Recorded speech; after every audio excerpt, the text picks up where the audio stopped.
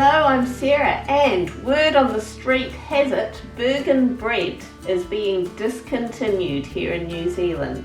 What do? Look at making my own. It's not a bread that I normally really bought. It was a bit more on the pricey side, but really nice, seedy, grainy. And I mean, this recipe is adaptable depending on what you have and what your tastes are. But I will show you, I've been having a play with this over the weekend.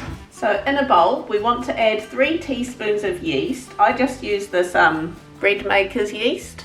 I normally use either Tasty or Sure Bake. If you are a little bit more patient than me, you can use just like the standard active yeast. I think you can get Bakels for a reasonably good price. I'm not that patient, and yeah, I like my bread to rise quickly, and this stuff, it rises super quick. You've got a loaf of bread in front of you before you know it. So 3 teaspoons or 1 tablespoon of yeast. Now we're going to add into here 2 cups of warm water, about as warm as your tap will go.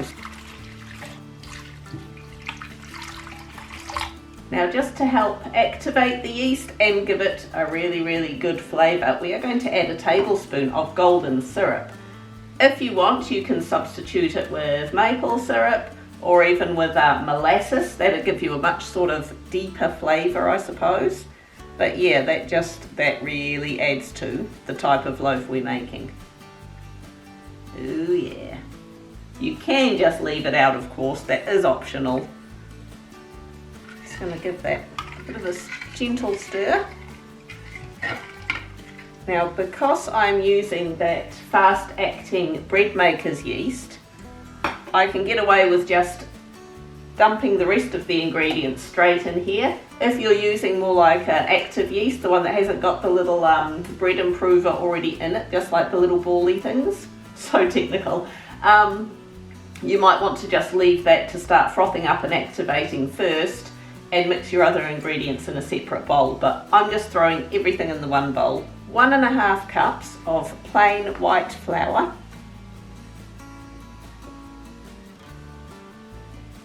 and 1.5 cups of wholemeal flour.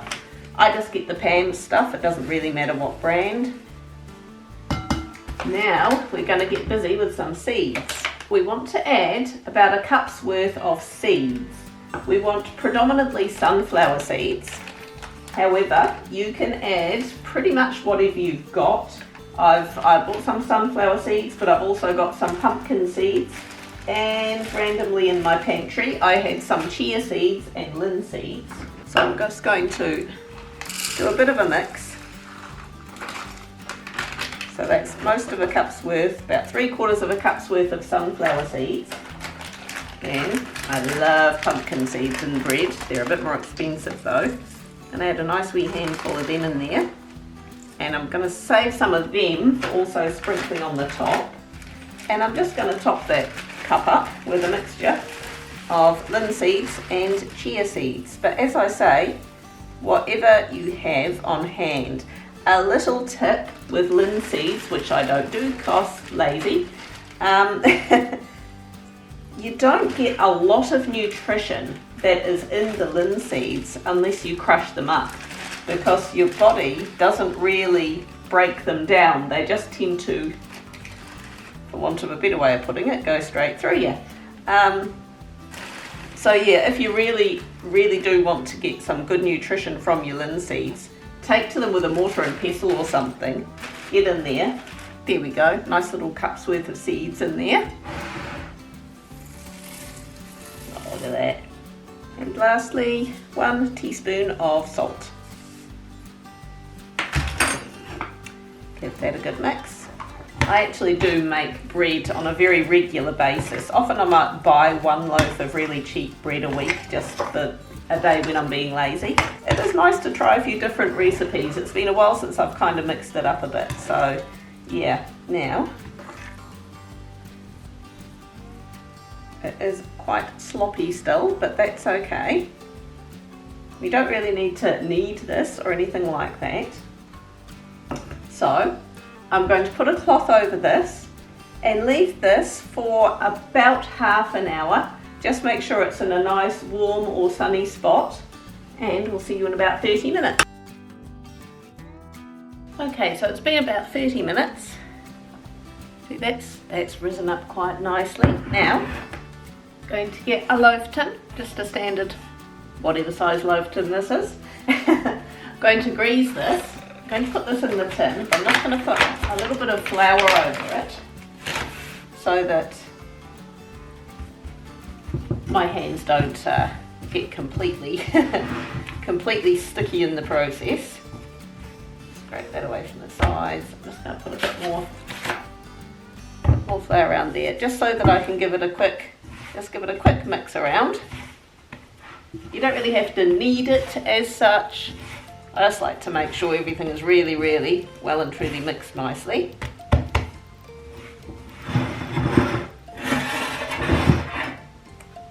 Put that in the loaf tin. Now what I tend to do is, because bread tends to rise up in a bit of a dome, I kind of press it down a little bit further in the middle than what it is at the sides. I don't know, that's just my instinct, but you do you. Optional, pumpkin seeds. Burgen bread often has seeds sprinkled on the top of it, and I would like my loaf to be no exception. So I'm getting a bit fancy. And just press those down so they don't just kind of fall off. It's good to do this before it's had its second rise, while it's still a little bit sticky, because it does tend to dry out a little bit on the top while it's rising again, and then the seeds just don't stick to the loaf. Just going to leave that for maybe another 30 minutes, and then we'll throw it in the oven.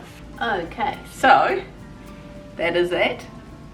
Puffy up and rising. Now, totally optional is to put an egg wash over the top of this. Really, this is aesthetics. I'm doing it because I'm making a video and I want it to look pretty.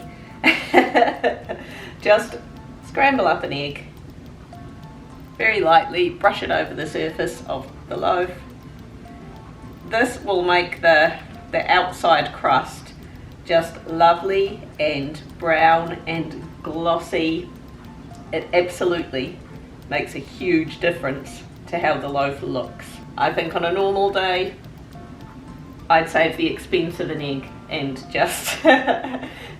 But as I say, I'm making it pretty, so just brush it on very, very lightly, because of course you don't want to wreck the lovely rise that loaf's now got on it.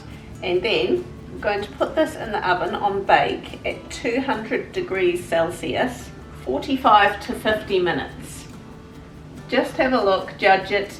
If you lift it out and knock on it and it feels hollow or it sounds hollow, probably done. So we will see you back here in 45 to 50 minutes. Okay, I am back. Now it's actually the next day. The reason I confess this to you is that I had to make the loaf again. Well, I didn't have to, but for aesthetic purposes I did. And I come to you with a very important tip, and that is make sure your oven timer is turned on. Because otherwise you'll only notice when you smell that lovely aroma of slightly burnt bread. No, honestly, yesterday's loaf, it actually turned out beautifully. It was so nice. It's completely gone now, so that tells you a lot. But the top of it was quite black. It was still really, really nice though, but I thought that's not fun. It just pops straight out of the thing like that. But look at that. Look at that. That is just a thing of magnificence, is what that is. I did the maths. This loaf will cost $2.54 to make. So, although more expensive than the loaves of bread I would normally make, just the standard ones without too much in the way of nuts and seeds and that sort of thing, it's still about half the cost of buying a loaf of bread like this, be it Burgen or Vogel's or whatever. So that is actually still a really good value.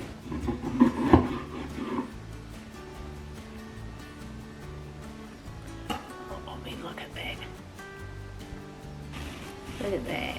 That is just beautiful. It is spongy. It is soft.